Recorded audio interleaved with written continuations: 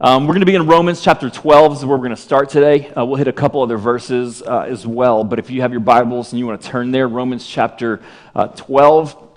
Let me always encourage you, if you can, to bring a paper Bible. It's digital's fine. I just know we're so easily distracted as a people, and these are actually designed to be distractive. So just encourage that. If you don't own a Bible, we have some that we'd love to give you. Or if you're like, man, I really want a nice Bible, I'd love to buy you one. Let's just get you a good old Bible. And so we want to encourage that. But Romans chapter 12, however you can get to it, the verses will be on the screen here in a little bit. We've been talking about this series, Created for Connection. We as human beings, not some people, not older people or younger people or whoever, all of us as human beings are created for connection. We're created to have deep, lasting, secure relationships. The first time in the creation of the world where God created everything and it was good, we get to Genesis chapter 2, and the first time in this, the way the Hebrew is written, it's kind of like a song, it's poetic. The first time we get like a minor chord enters into this song is Genesis chapter 2:18, where it says that something was not good. It was not good that the man should be alone. It was not good that Adam was living life solo. You see, Genesis 1 tells us that mankind, humanity, male and female, were created in the image of God. Your primary purpose for existence, according to the Scriptures, is to reflect the image of God. That you would be like a mirror of who God is and His character, that people would see you and listen to you and interact with you, and in them bumping into you, they would know more of who God is. They would say, oh, this is how God, these are the words God uses. This is the character that God exhibits, right? That we would be an image bearer, a reflection of who God is. And the primary way we do that is by following God in the flesh, Jesus Christ. That God came to live among us in the person of Jesus, and that in Him, in following Him, we would reflect God's image. The image of God is one of community, one of a communal being. Three, Father, Son, Spirit, so intimately and deeply connected that they are one God. We serve and we worship one God who exists in three persons, Father, Son, Spirit. So connected that they are one. And in John 17, Jesus prays for us. He prays for all that would follow at some point, that we would be united together. And the phrase Jesus uses back to back, just as you, Father, and I are connected. That our connection as human beings is to be so close, so deep, so connected, that it reflects the connection that God the Father has with the Son through the Spirit. When people see the way that we love one another and how we're similar yet different, and when we push past differences to submit to the other and prefer the other, when we come together and unite together, that we are to reflect the image of the triune God, Father, Son, Spirit, so connected together that they're one. The Bible teaches that you and I will never be all that we are created to be outside of this kind of connection. That we are to have relationships in our lives so deeply connected that we reflect the triune God. And so it was not good for Adam to be alone, because how could he reflect the communal God if he's isolated, if he's by himself? So God created a helper fit for him, another human being to bring in community, that together they could learn how to love in the way that God the Father loves God the Son, and they could be a reflection of the image of God. And that as people expanded, they would continue to show that love to one another, and they'd be a reflection of the communal love that God the Father has with the Son through the Spirit. You and I are created for connection. You are created to help me be all that God created me to be by being in connection with me. And I am created to help you be all that God created you to be by being in connection with you. As we're giving and receiving this connection, we will move closer and closer into the image that God created us to live in. How are we doing with that? Hello? They're going to answer the question. How are we doing with that connection? Right? Relationships are tough, yeah? It takes time. It takes commitment. It takes endurance. How many of you have put yourself out there only to be burned? Right? And now there's this almost default subconscious, I'm going to go ahead and kind of put some guards up because I didn't go so well. Right? These relationships take time. We've got to work at it. How's it going? How's it going for you? Look, I want to ask you that if you live in Austin and you're not just visiting for whatever reason, you don't have a church home, would you make this your church home and would you commit to building these relationships with us? It takes time. It takes commitment. It takes linking arms and sludging through the trenches together. Right? It's really only on the other side of, this isn't the most comfortable relationship, that we realize, but these are the people that are for me and with me no matter what. You kind of got to go through the mess to know, okay, these are my people. Right? Tim Keller writes in his book on marriage that agape love really only becomes agape love when you don't so much have the feelings for the other person, but you choose to remain in love anyways.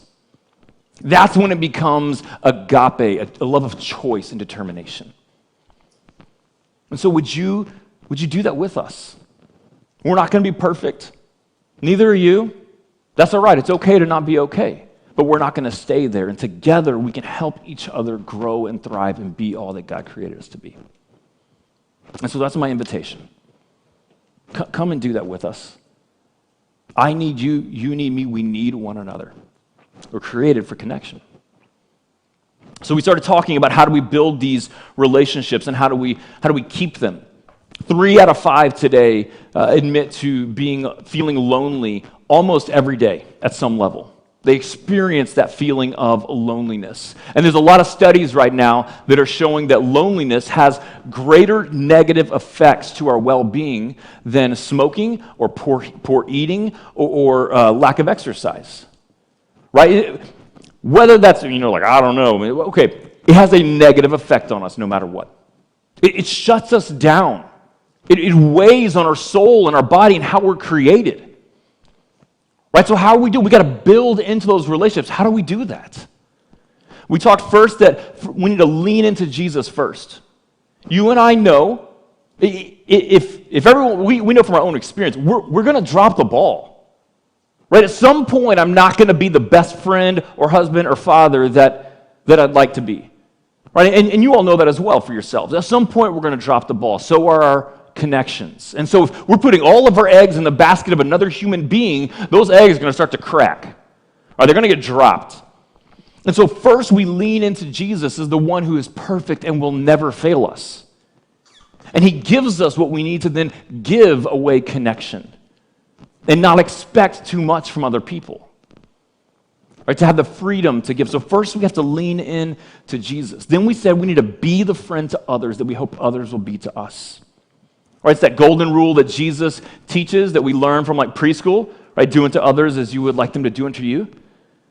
Right, we have no right expecting someone to be a friend to us if we're not being a friend to them in the same way. Right, so whatever in your mind is man, this makes a great friend, go and be that to someone else. Be that friend to others that you hope they will be to you. Man, if we have a room of people doing that, we're going to find friendships. We're going to find connections. We're going to find our people. Then Cody preached on one of the one another commands that Jesus gives. Love one another. We define the word love as thinking and doing what is kind, good, and best for another. Love one another. Think and do what is kind, good, and best for one another. In the same way that Jesus has loved us. And then last week we talked about showing hospitality, welcoming others in. Right? That all of us want to show up somewhere and be seen. And people be excited for us to be there and welcome us and invite us not just into a building or into an event, but into their lives. Right? Even if we don't have the capacity at the time, we all want that. We all want someone to be like, hey, come be with me. Right? So we are to welcome one another and to show hospitality. Today we want to look at 2 more of these one another commands. The first is to honor one another. And the second is to speak what is true and good to and of one another. Honor one another, and then speak what is true and good to and of one another. So let's go with the first one. Romans chapter 12, verses 9 through 13. Let's read that together. Romans 12, verses 9 through 13.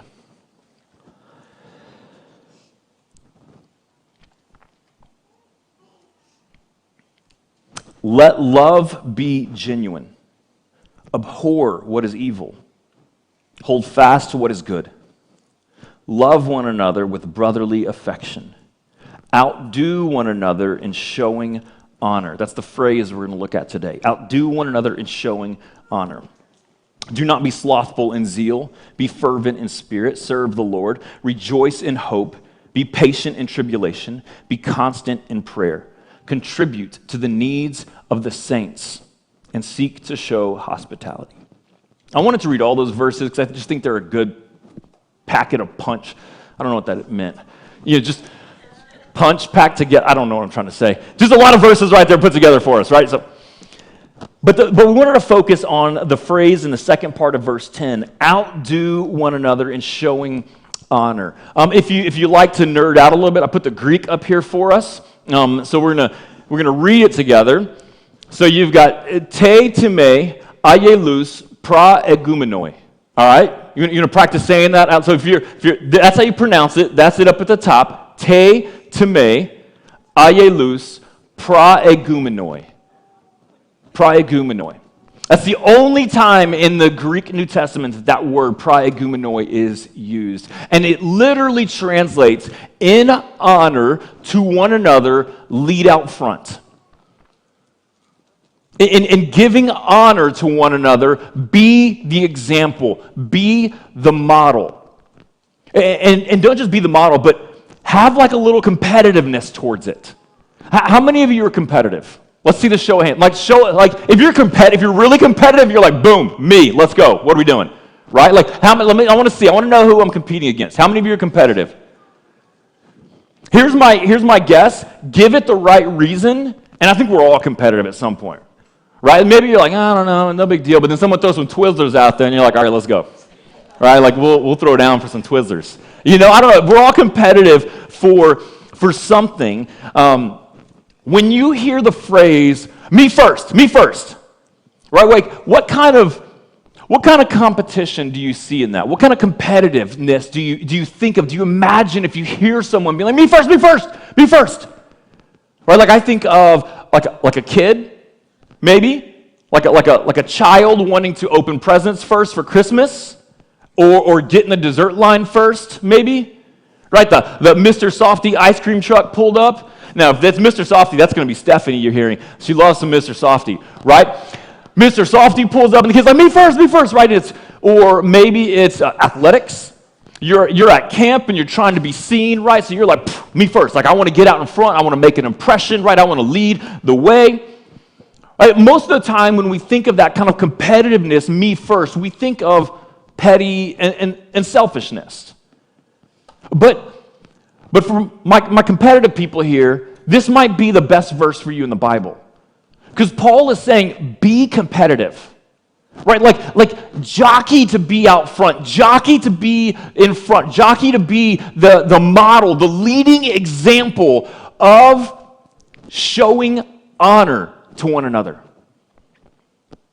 You want to get competitive. Be the best of the best of the best of the best of those that honor one another. Right? Let that competitive nature come up. I want to be better today than I was yesterday. And I want to be the best on the planet at showing honor to one another. The word honor in the Greek has two definitions. One is a valuing of something by which a price is fixed. Right? It's I'm going to honor the fair market value of this camel. Right? I'm trying to tap into context. Okay? Right? I'm going to honor the price of this donkey. Right? Whatever it is, it's a fixed value. The second is more of what we would think of, right? Like it's an esteeming of someone that outranks you. Right? It's honoring someone, like think military, right? Like someone walks in that outranks and you stand and salute, you salute or whatever it is, right? You honor someone that outranks you. And so what Paul is saying here, that we are to get competitive in showing honor to others, is to view and treat someone as of higher rank than you because of their fixed value as a human being created by God. Honor one another. View other people as having a fixed value as a human being who's worthy of respect and worthy of esteem and worthy to be lifted high. And now choose to view them as a higher rank than you.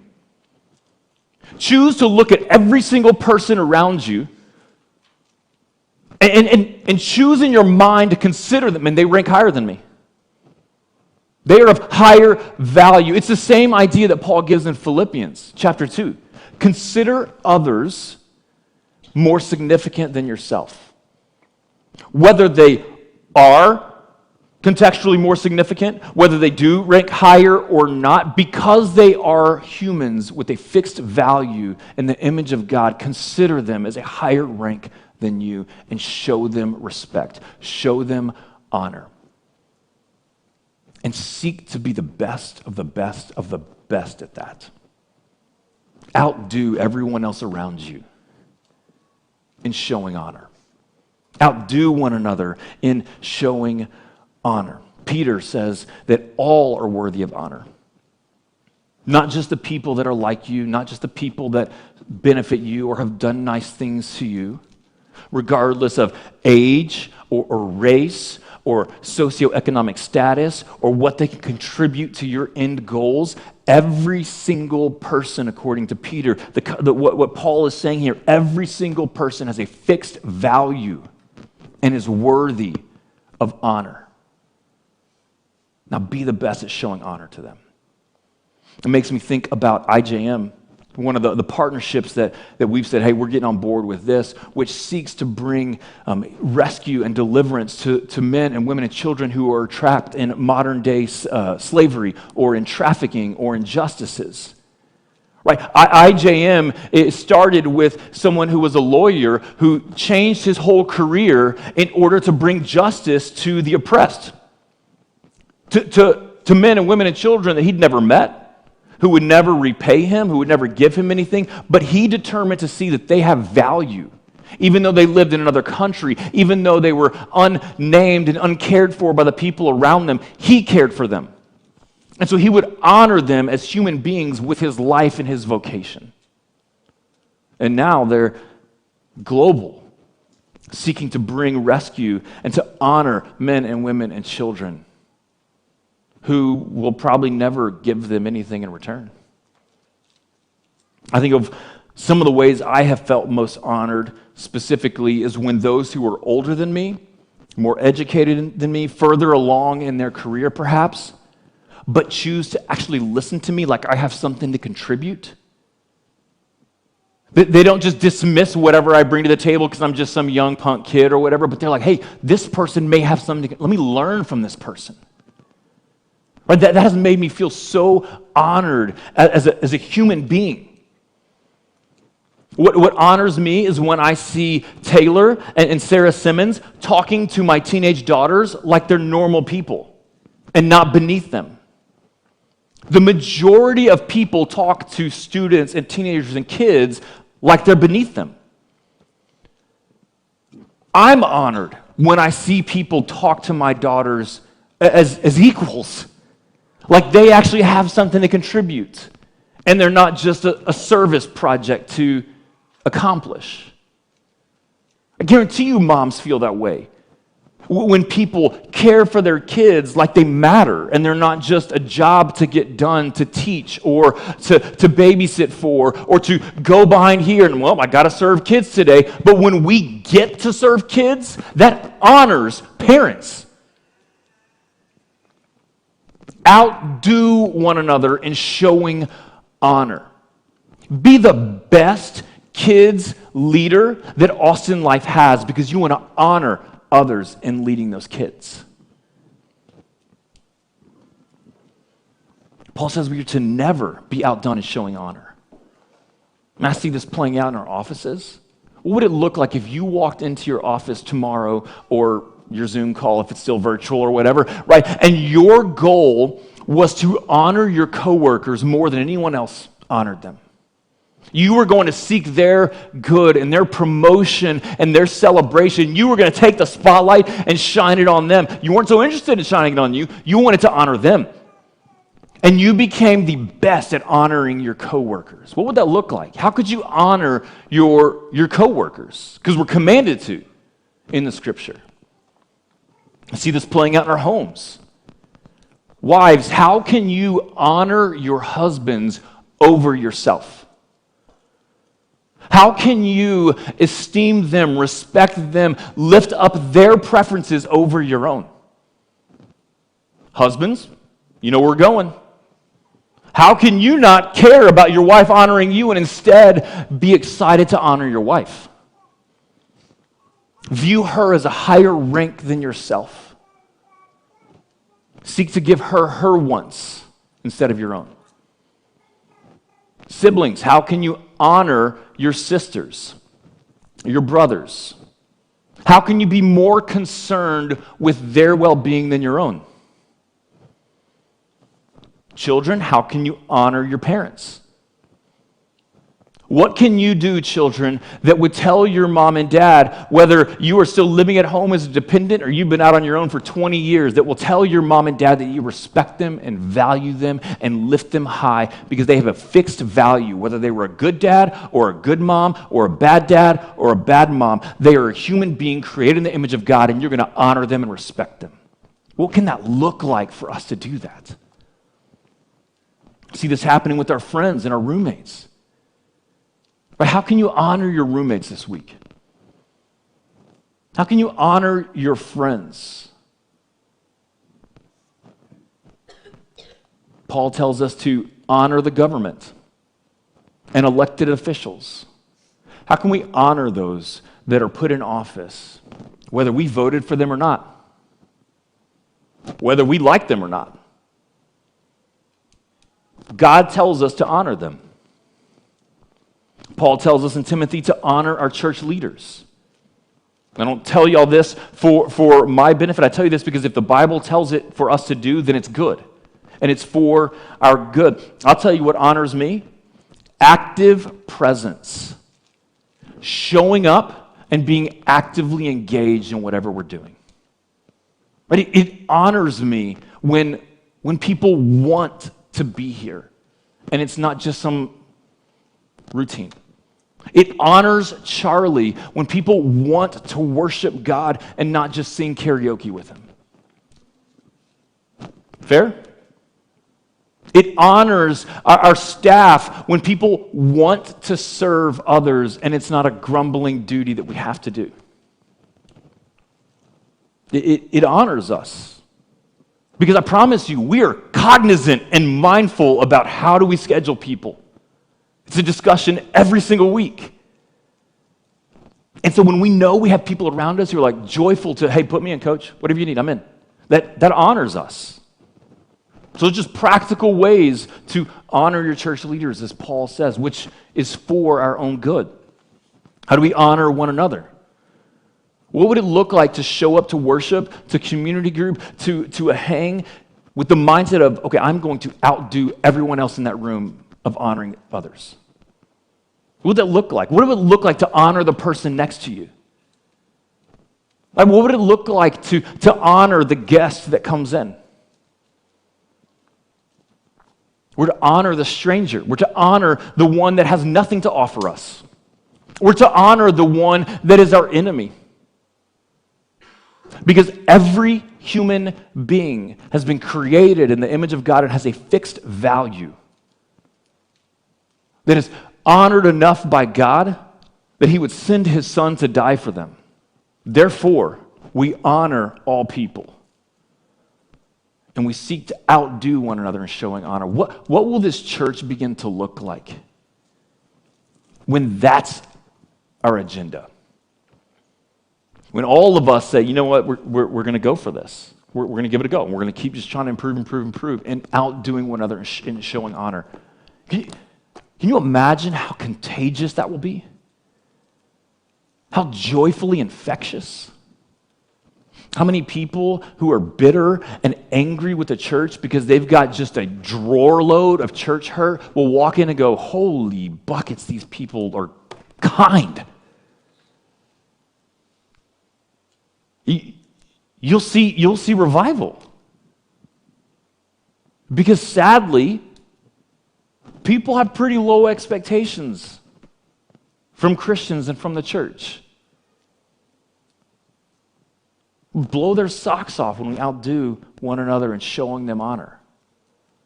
The walls will come down and they'll see Jesus more clearly. Outdo one another in showing honor. This is, again, an imperative verb from Paul. He gives it to the church with the expectation that we will hear it and obey it. Let's take a step forward. How can you honor one another now through the rest of our worship service? How can you honor your mothers? How can you honor someone else's mother? How can you honor the barista? How can you honor your waiter or waitress? Server, sorry. Got you, Jared. Outdo one another in showing honor. And one of the ways that we show honor is by speaking what is true and good to and of one another. Ephesians 4, verse 25. And then we'll go, to a few pages over to Colossians 3. We'll start with Ephesians 4, verse 25. Therefore, having put away falsehood, let each one of you speak the truth with his neighbor, for we are members one of another. And then Colossians 3, verses 9 through 10. Do not lie to one another, seeing that you have put off the old self with its practices, and have put on the new self, which is being renewed in knowledge after the image of its creator. Do not lie to one another, but speak the truth at all times in the same way that Jesus has spoken truth to us. If you haven't heard it before, which you have heard it even at the beginning of this sermon, but you'll probably hear it every week, we are created to reflect God, to know and become like Jesus. Listen, the greatest possible life you can live is one following in the footsteps of Jesus. Becoming more and more like Jesus. Being a Christian is not just choosing heaven over hell. Right? Let me say that again, because that's what I believed it meant to be a Christian. Being a Christian is not just picking heaven instead of hell. Being a Christian is not just believing that God exists. It's not just believing that Jesus exists. It's not just believing that Jesus lived, died, and rose again. Being a Christian is believing so deeply that Jesus is the Son of God in the flesh, and that he lived the perfect life that you and I were expected to live and fell way short. He measured up. And then he died on the cross so that our full record of sin against God, our disobedience against God, could be paid for. And in his resurrection, he is alive today in 2024, seated in the heavens above, able to make that exchange where he will take our record of sin against God, give us his record of righteousness, and we can be reconciled back into a relationship with God. Being a Christian is believing that so deeply to be the truth that we then surrender and follow him with our whole lives. If we don't surrender and follow, we don't ultimately believe that to be true. We might believe that to be an ingredient in our formula, but not the sole truth of what makes us right with God. Being a Christian is believing that Jesus is the Son of God, and by faith alone in him, he makes us right with God, and therefore following him with our whole lives to become like him. Are we going to be perfect? No. That's what the rest of life is for, is to become more like Jesus and to show people around us that his grace is still present for us today as we become more like Jesus, to point people to him. And one of the ways that we become like Jesus, one of the ways that we evidence that we are truly following him and surrender to him is by speaking truth as he spoke truth. That's what Colossians says, is that we are being formed into his image. And so because we're being formed to the image of God, of our Creator, we cannot lie to one another. That does not reflect who God is. That does not reflect who Jesus is. We're to speak truth and only truth. Therefore, don't tell little white lies, because that doesn't reflect truth. Does this dress look good on me? If you think it does, then say it does. If it doesn't, and sometimes, rarely, it doesn't, what's more loving? To say, no, it looks great, and send your spouse out in a dress that's not as flattering, or to say, hey, I think there's a better option? Right? What tells your spouse, like it or not, he's going to tell me the truth? Right? Whether I like it or not, I can be confident she's going to tell me what's true. What's more loving of a foundation to build for your spouse? Little white lies don't actually help. Right? They protect yourself. That's what they do. Don't tell partial truths. Hey, what'd you do last night? I went to Jake's. And not tell the other 4 stops you had on the way to Jake's. Right? I told the truth, but it was part of the truth. Well, that's not the whole truth. That's a partial lie as well. Right? Don't tell partial truths. Don't tell outright lies. I don't think we need to illustrate that. We know what that is. Or we are to speak the truth at all times. Lying is never loving. Lying never reflects Jesus. Lying is never honoring to one another. And it always creates a crack of disconnection that whether it's now or 10 years down the road, the devil will work to exploit and drive deeper and deeper and wider and wider. In addition, don't hold back the truth. Maybe someone didn't ask you because they didn't know to ask. But you know that you're living a lie. Right? Maybe your spouse didn't think to ask you, hey, are you being faithful? But you know you're not being faithful. It's not loving to let someone believe they're living a truth when in fact they're living a lie.